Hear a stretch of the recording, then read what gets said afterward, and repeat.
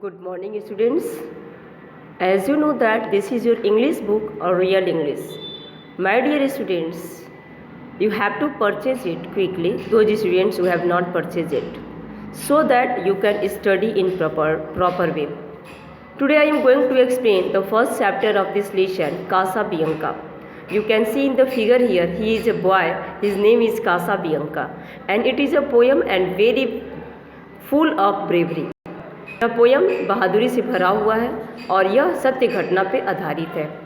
यह एक real incident है हिस्ट्री का 1798 का 1798 का।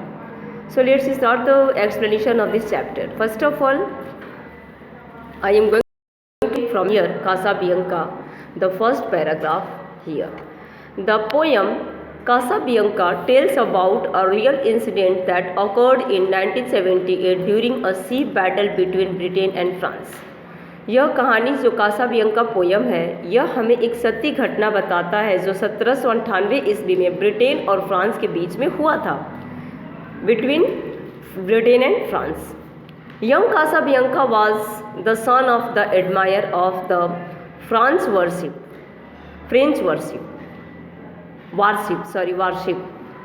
जो यंग कासाबियांका था वह पुत्र था किसका? Admiral of the French warship, जो फ्रांस की युद्धपोत, वारशिप मीन्स होता है बेटा युद्धपोत, मतलब लड़ाई करने वाली जहाज़। उनके जो एडमिरल थे मीन्स जो उनके सेनानायक, मुख्य सेनानायक जो थे, उनका पुत्र था कासाबियांका।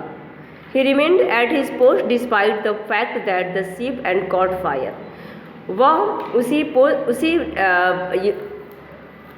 शिप पे था और उसी शिप पर आग लग जाती है। He had received order from his father not to abandon his post till he was told। वह उसके पापा उसे कहते हैं कि जब तक मैं तुम्हें न कहूँ तब तक तुम इस नाव से बाहर नहीं जाओगे।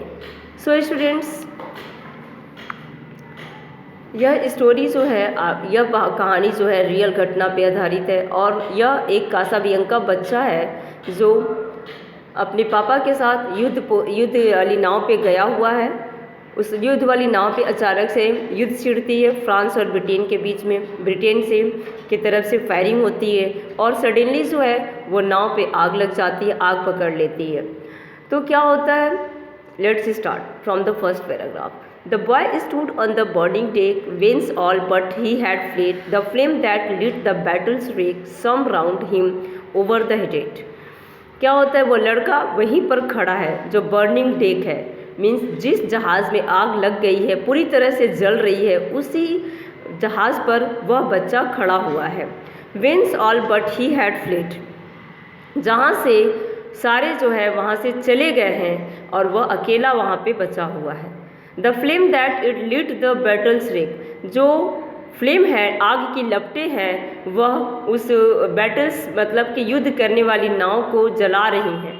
सून round him over the dead, और शीघ्र ही वह उसके चारों तरफ जो है कुछ लोग जो है मौत से घिरे पड़े हैं। Yet beautiful and bright he stood as born to rule the storm, a creature of heroic blood, a proud the child like form. Yet beautiful and bright he stood, फिर भी वह बहुत ही खूबसूरती से, है ना, वहाँ पे खड़ा हुआ है। As born to rule the storm, जैसे कि उसका जन्म ही हुआ हो तूफ़ानों से सामना करने के लिए या तूफ़ानों पे शासन करने के लिए उसका जन्म ही हुआ हो। अ क्रीचर ऑफ हीरोइक ब्लड, एक ऐसा प्राणी जिसमें ब्लड कैसा हो, हीरोइक हो, मतलब कि एकदम साहस रखने वाला ब्लड जिसके अंदर हो, ऐसा लग रहा था कि वह ऐसा प्राणी वहाँ पे खड़ा हुआ है। A proud cot child like form, पूरे गर्व के साथ, है ना, वह अपनी, हालांकि वह बचपना में है लेकिन फिर भी पूरे गर्व के साथ, हीरोइक ब्लड के साथ वह प्राणी जो है उस तूफान पे शासन करने के लिए वहाँ पे जन्म हुआ है और पूरी तरह से वहाँ पे वो खड़ा है। The flame rolled on, he would not go without his father's word. The flame rolled on, जो आग की लपटें हैं वो गोल गोल घूमते हुए वहाँ पे आ रही हैं। He would not go without his father's word, लेकिन वह बिना अपने पापा के अनुमति के बिना वहाँ से नहीं जाएगा। क्यों? Because his father told him that he will not go from here without my words, बिना मेरे से बताए या बिना मेरे कहे तुम यहाँ से नहीं जाओगे, ऐसा उसके पापा ने उसे कहा था। इसलिए वह जब तक अपने फादर की आवाज़ को नहीं सुनेगा वो तब तक वहाँ से नहीं जाएगा। That father faint in death below his voice no longer heard. जहाँ पे उसके पापा जो थे बेहोश होकर के मृत्यु की अवस्था में पड़े हुए थे, है ना, his voice no longer heard, और उनकी आवाज़ अब कोई भी आगे नहीं सुन सकता था। उनकी आवाज़ की कासाबियांका वेट कर रहा था कि पापा मेरे आवाज़ देंगे और मैं वहाँ से जाऊँगा। He called aloud, stay father say if yet my task is done.